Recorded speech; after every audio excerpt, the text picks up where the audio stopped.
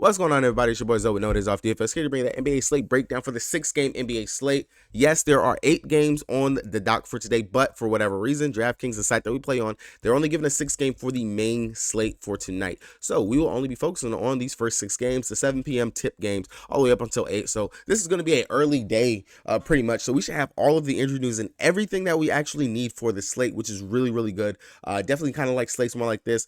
Definitely whenever you're getting a lot of injury news right up until lock, unless you make the pivots, you get some players lower owned, so might go a little bit into our advantage, considering that we do have a lot of game time decisions and things that we have to pay attention to on tonight's slate.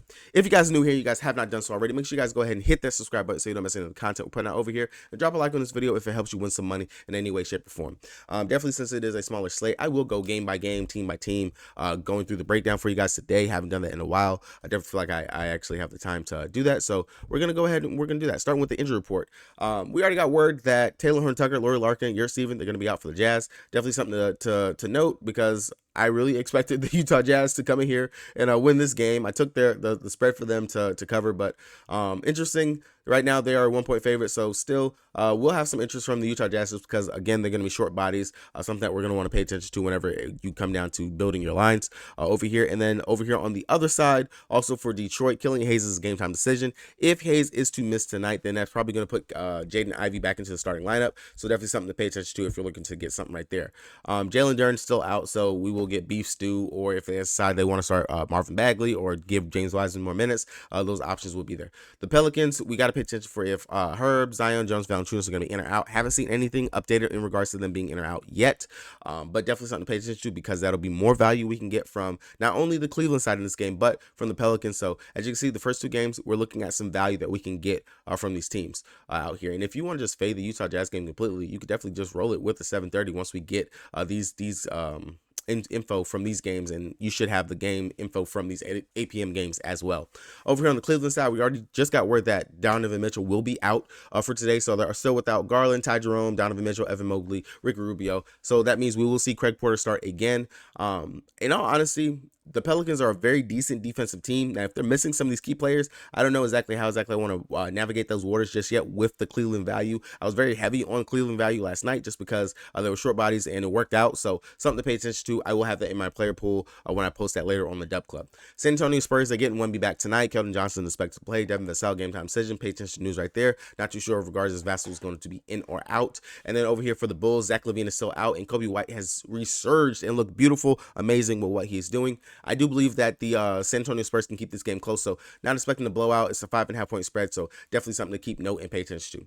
Over here for Orlando, we have Jalen Suggs as game time decision. If he is to miss, then we would expect to get Gary Harris moved into the starting lineup like they have done before. And to be honest, not a bad 3-and-D spot for Gary Harris, who we do know can knock down some threes, and a really good spot going up against the Bucks, who we have targeted with opposing guards, especially those 3-point shooters, because they do give up a ton of 3-point opportunities to opposing guards. On the other side, Giannis game time decision, but is expected to play, so not too worried about that. The Clippers on a back-to-back, riding that 9-game winning streak, going up against my Thunder. I do hope my Thunder can win. I was surprised to see that the spread is favoring the Thunder as a minus 185 with a 4.5-point spread for the Thunder. Really shocking to actually even see that. I didn't expect it, especially with the wave that the Clippers are on right now. But nonetheless, if Paul George does miss, I think that definitely can swing the pedestal for OKC. Hopefully they do not let down right here. If he's to miss, we did see that they started Coffee in his spot, so I would expect much the same again. And that would mean that I would more than likely want to get one of Kawhi Leonard or James Harden if that is going to be the case. James Harden would be more priority for me than Kawhi Leonard, matchup specific, and because I do not trust Kawhi Leonard on back-to-backs. He hasn't looked the greatest personally for me right there. And then last game is going to be the Indiana Pacers taking on the Memphis Grizzlies. Ja Morant, he is back. Definitely a spot you might want to go ahead and get Ja. It's going to be a back and forth game. We know Ja is one of those slashing guards. The opportunities to get out there on fast break, that is definitely going to be there. Highest total on the slate for what we actually have offered for this early game, a 247 total. We already know that the Pacers, they play fast and they play little defense out there. So definitely a spot that we're going to want to pay attention to and look at for today. Marcus Smart is a game time decision. If he is back, it'll be interesting to see if he actually starts out there alongside Ja. Will be a interesting game nonetheless, and something to actually pay attention to. All right, heading over to DraftKings, the site that we play the most on, the site that, like I said, they're giving us only a 6-game slate today, but you know what, we're going to adjust, we're going to adapt, and we're going to do what we do over here. Starting out with the Utah Jazz, looking at them, of course, with all the players being out, we're going to look at some of these, the backup pieces that they have. I will say Chris Dunn sitting at 5'8", going up against Detroit. If he is truly going to actually start and play the point guard position, I will have interest in Chris Dunn simply because opposing point guards have dominated and decimated the Detroit Pistons. Trae Young just went off for 59 fantasy points. Damian Lillard, 49 fantasy points. Tyrese Maxey didn't have the best 2 games going up against him, but still, even before that, Halliburton, 49 fantasy points. And Darius Garland, he dropped 40 fantasy points as well. So definitely a really good spot for opposing point guards. The only thing that I would think about with this is between Chris Dunn and Colin Sexton, who is going to actually be playing the point guard position. I do see the value in coming down to Chris Dunn, especially if you're going to tell me he's going to play a decent amount of minutes. He's not the best facilitating guard. He can definitely do it. He's more of a defensive guard. He can score a little bit out there as well. So again, the savings I can get coming down to Chris Dunn instead of Colin Sexton, I don't mind that. But the young bull himself, he does have 40+ upside in him, and definitely worth a look at the shooting guard position is what they are expecting him to line up. Now, I will want to pay attention to the starting lineup because if they do start Sexton as the opposing starting point guard and they slide someone else in as the shooting guard or move around the lineup, I will want to know that because definitely Colin Sexton, the matchup is really great. Opposing point guards, like I said, have done very well in this position spot. Outside of that, Walker Kessler, him sitting here at the 6'6" price tag, decent spot for him as well, going up against Beef Stew, if that's who they're going to be starting, or Marvin Bagley. Opposing centers have been crushing since Duren has been out these last couple of games. Clint Capella, Joel Embiid, Miles Turner, Goga, Bismack Biyombo, Jalen Allen, all these guys, 30+ fantasy point games. If they're going to actually let him go ahead and play 30+ minutes, 42.5 fantasy points is definitely within his realm. Those rebounds, the blocks, all that stuff is real for Walker Kessler. So at sitting at 6'6", I really do like the upside and the value for him right there. Outside of that, John Collins, not really going to mess with him right there. Kelly Olynyk, don't mind him as a backup. But again, if I'm going to be able to get a full minute for Walker Kessler, I'd rather go ahead and just take that. And especially when you're Steven or anything like that, the minutes should be solidified right there for Walker Kessler to go ahead and play actually a full allotment of minutes out there. Really do like the upside for him right there. Now, on the other side, we do have some value and stuff that we can go ahead and take from the Detroit Pistons. This might could be a nice little mini game stack we can get over here. Cade Cunningham has looking like he's like, I am going to will my team to a win. 67.75 fantasy points in that last game, going up against Atlanta. Has played pretty decent in his home games as well. So this is a home game for Detroit. And again, opposing point guards, shooting guards have done pretty decent going up against the Utah Jazz over the last several games. We got Max Strus, Cam Thomas, Dante DiVincenzo, Kyrie Irving, all these guys dropping 40+ fantasy points going up against the Utah Jazz. So Cade Cunningham sitting at 8'6". I don't mind him as a pay-up stud, especially in what should be a decent back-and-forth type game. Should be close. 2 weak teams just trying to fight and go ahead and get a win. I don't mind either one of those guys. Now, if you want to pay down, you don't want to pay up for it like Cade Cunningham, Bogdan Bogdanovic, again, another great spot for him as well. John Collins defense, not too scared or worried about that. Utah, they're giving up roughly about 35 fantasy points to opposing power forwards. That is where he's going to be lined up at. Really do like the upside that I can get for Bogdan right there, sitting at 6'7" if I want to run back over here. And then again, like I said, if Killian Hayes does miss, let's go ahead, let's read this. He's been downgraded to questionable. So yeah, he should miss today's game. If they're going to go ahead and start Jaden Ivey, I really do like the upside that we can actually get. Coming off of 30 fantasy points in his last game.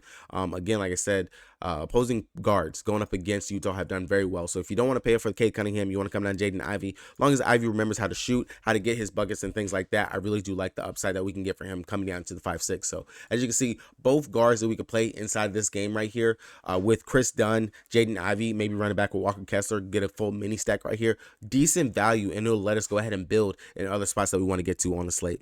Really no interest in Isaiah Stewart going up against Walker Kessler and them right there. Alex Burke, Sasser, all these guys off the bench, not really too interested. Let's see how many minutes has Sasser been playing lately. 21 minutes in the last game. So we remember Sasser was a earlier season darling at 4,500. Don't mind him if I do land down there. And then of course you got to remember that Alex Burke is back.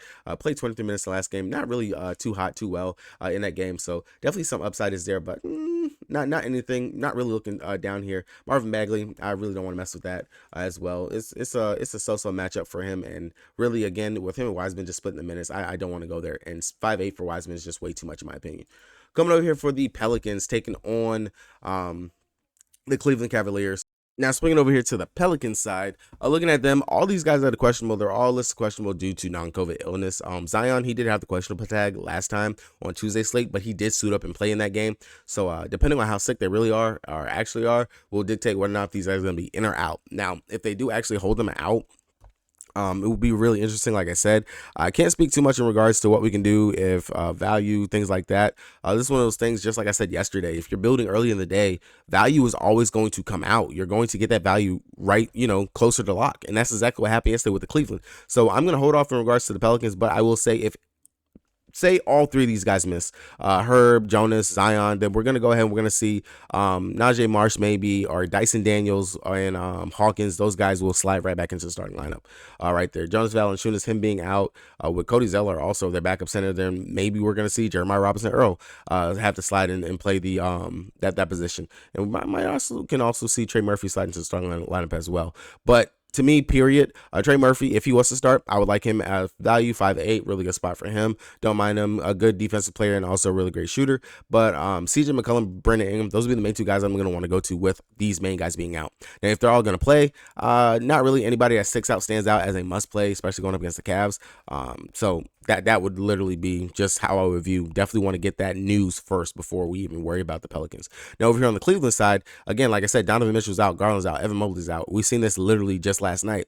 Karis LeVert, Max Strus, Sam Morril, and I know probably like, oh, Sam Morril, he's coming off of a crazy behind game. There's no way he can repeat that. The kid dropped 35 fantasy points again against Houston, and then last night, 38 going up against the Utah Jazz. I think he could do that again going up against the Pelicans. I mean, the shooter's got a shooter's touch. I seen a video talking about how he looks like a Kyle Korver, in regards to how Kyle Korver used to come off of the screens and just shoot, kick the leg and everything. And I'm like, yeah, he really does look like Kyle Korver out there in regards to that. But 4,500, I will take the value. Craig Porter Jr., he is going to start at the point guard again for them.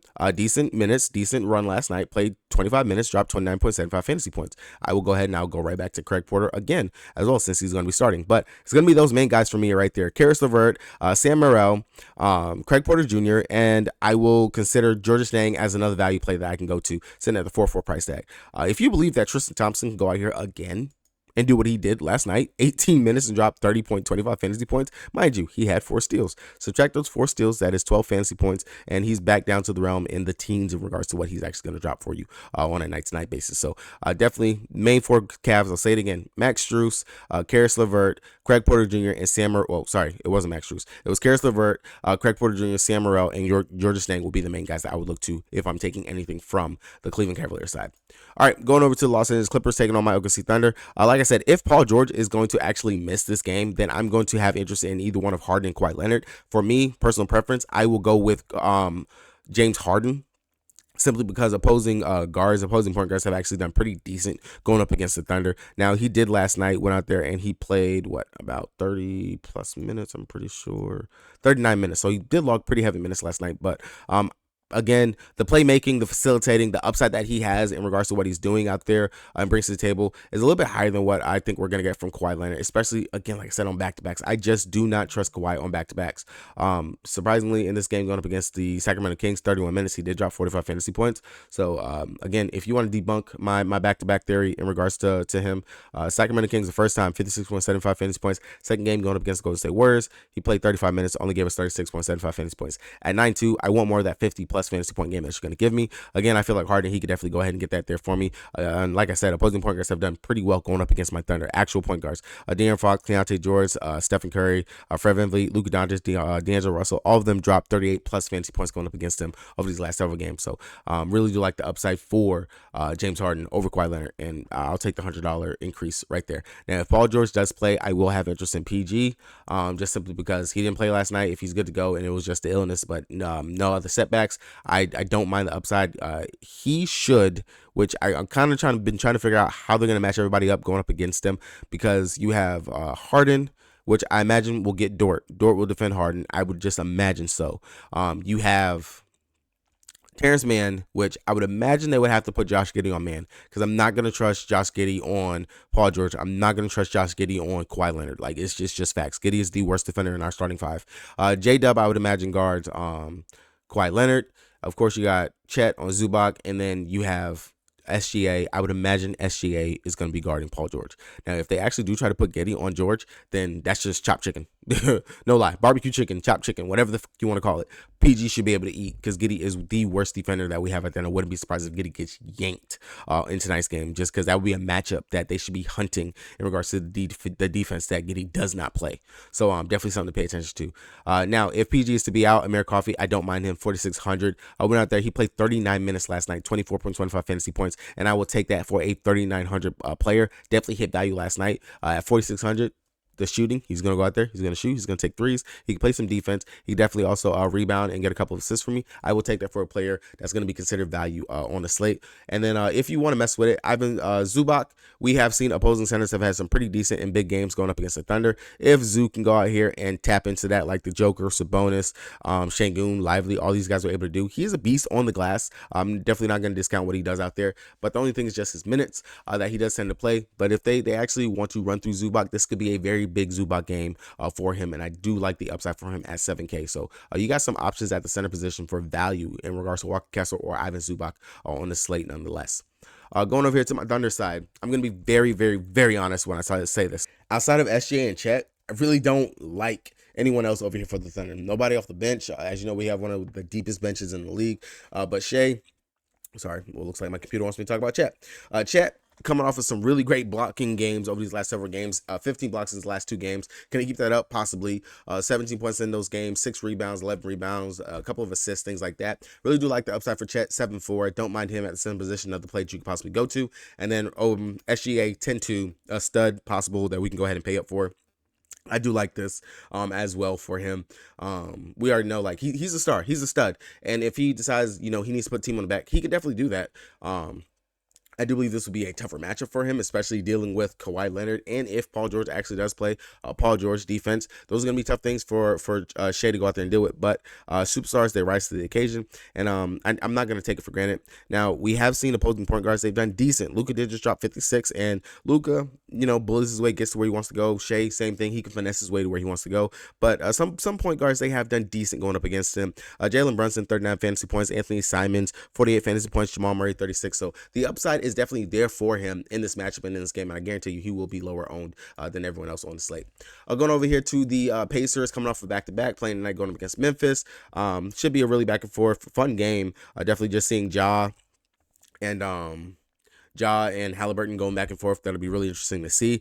For me, honestly, nobody sticks out for me over here on the Pacers side. Only thing I would probably be looking to would be Tyrese Halliburton. Upside could definitely be there. Maybe you could play him over Shea, but at 10-8, man, that is really honestly expensive when you have Giannis sitting right there at 11K. Like Halliburton, he has not really put up a game like what he has early in the season with those 60s and 70s to warrant this 10-8. So GPP nonetheless right there for me. Not a must by any means. Now, if Miles Turner was to miss, then I'll have some interest in maybe Isaiah Jackson or Jalen Smith. Both of these guys.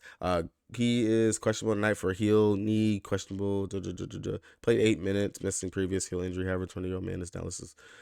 Knee bruise. Wow, never mind. So looks like Jalen Smith could be out. And then if Miles Turner misses, then yeah, we're more than likely going to be having to look at Isaiah Jackson as a possible play right over here.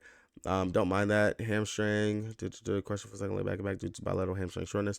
I would imagine that they probably sit Miles Turner, not even risk it with that right there. So depending on who they actually start, looks like we're going to be getting some really good value today at the center position. And then over here for the Memphis Grizzlies, definitely Ja Morant, like, first came back, 57 fantasy points, played 35 minutes. So they kept it true when they said that he's not going to play crazy minutes, which I do not consider 35 minutes crazy. I was saying all day on that day that he should be playing around 30-ish minutes, which he did play right around that realm. Now, Ja, definitely do like him. The upside is going to be there. Jaren Jackson Jr., I like him as well. Just the assist upside with actually having his playmaker back in Ja is definitely going to be there. The block upside is definitely there for him as well. Rebounding, if he actually decides he wants to stick his nose in there and get some rebounds, all those things will be there for him. I really do like the upside that we can get from Jaren Jackson Jr. on this slate as well. Outside of that, you could take a stab at Desmond Bain, but I would much rather go with Ja or Jaren Jackson Jr. as main two guys. I really don't have any interest in none of these other bench guys or anything like that. Interesting to see if Marcus Smart does play and start, but not really gonna mess with there. Going over here, like I said, Wemby's gonna be playing, Keldon Johnson's gonna be playing, Devin Vassell, not too interested right there. Zach Collins should be going right back to the bench. I don't mind paying up for Wemby if you actually feel like you can get there, and if you want to go there. Wemby has been playing very well over his last several games. Upside is definitely there for him. The blocks, the steals, the scoring, the rebounding, all those things are up. He's looking much better than what he did to start the season, which should be expected for him. At 9K, Vooch, I'm not too scared about that. We know Wemby, he will stretch the floor, so the upside is definitely there for him, period. Outside of that, not really too interested in anyone here. With if Vassell was to miss, maybe I could see some more minutes for Trey Jones or see the Osman. But outside of that, it's just gonna be Wemby for me over here for the San Antonio Spurs. For the Bulls, we know opposing point guards have done very well going up against the Spurs. Kobe White, like I said, he's just on a resurgent tour. Kids look very well over his last several games. Only 33 minutes last night, so I don't mind the minutes and don't mind the fact that he's on a back-to-back. Do like the upside for him here going up against the Spurs. I do believe they can keep this close, especially since Wemby is actually playing. So I do like Kobe White here, and then Patrick Williams, definitely like a buy low spot. 6,500 might be a little bit tough to stomach, especially with some other value we can get at the power forward, small forward position.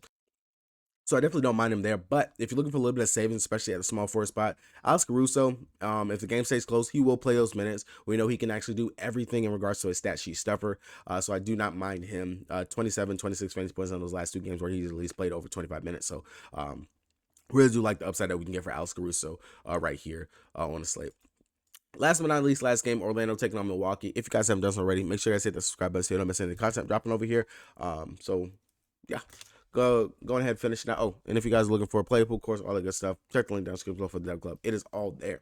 Orlando taking on Milwaukee. I'm not gonna lie, Paulo last night let me the down. 2 of 12. Piss poor, pitiful game. Yeah, he could have had triple double if he was actually able to stay out there. A couple more rebounds, couple more assists, but Orlando just looked horrible against the B squad of the Heat. It was just stupid the way that they looked. Like I said, if Jalen Suggs is going to be out, I will have some interest in Gary Harris because he should slide into the starting lineup.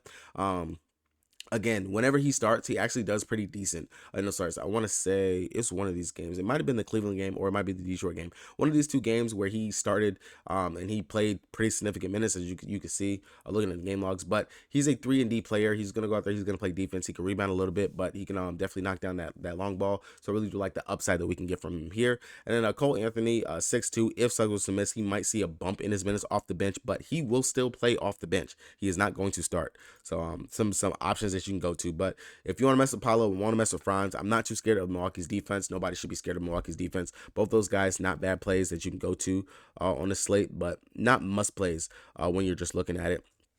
Out of all of them, I'll probably go more towards Franz or Wendell Carter Jr. if he's not going to be limited since he just came back from injury and played his first game in quite some time. Only 23 minutes last night. I would imagine he'd probably be sticking around the 20-plus minute mark again. Over on Milwaukee side, if Giannis was to miss, then of course we're going to have more interest in Dame and Chris Middleton. Chris, as long as he's going to be able to get his at least 25-ish closer to, I want to say his minutes are finally ticking up. Yeah. As long as he's getting more closer to his 30 minutes, I don't mind playing for Chris Middleton now, sitting at 6'6". But if Giannis is going to be out, definitely will have a lot of interest in Dame. He's going to have to run the offense. He's already kind of doing it out there as it is, scoring ridiculous over his last couple of games. Not going to expect that again here, but definitely a upside spot for him, and I wouldn't mind. But if Giannis was to miss, and I say this all the time, Brook Lopez, he gets slept on all the time when Giannis misses. The block upside, always there for him. The rebounds, his rebounds go up. His scoring also goes up. So if Giannis misses, I will have interest in Brook Lopez as well. Like I said, man, it's a lot of center value on today's slate. Let me just click on the center position, period, for today. Highest center is Giannis, Wemby, Vooch, Jaren Jackson Jr. Miles Turner is expected to miss. Not going to play Zion. And Jarrett Allen, Chet, both viable plays in the mid-tier. But when you come down here and you get down to your mid-tier range, you have Zubac, you have Isaiah Jackson if you have Miles Turner being out, Walker Kessler, Kelly Olynyk, Brook Lopez if Giannis was to miss. That looks like about it at the center position. Oh, Bismack Biyombo, if he's still going to go ahead and go out there and get the start. Or Xavier Tillman, either one of those guys. Man, you have options here today to pay down at the center position, so it's really nice. Now, the reason why I want to put that out is that I'm pretty sure if I'm thinking about paying down at the center position, everyone is thinking about paying down at the center position. So this is a spot where you can be different. Pay up at the center position, and boom, you will make yourself at least 5% different on today's slate just by doing just that simple thing right there.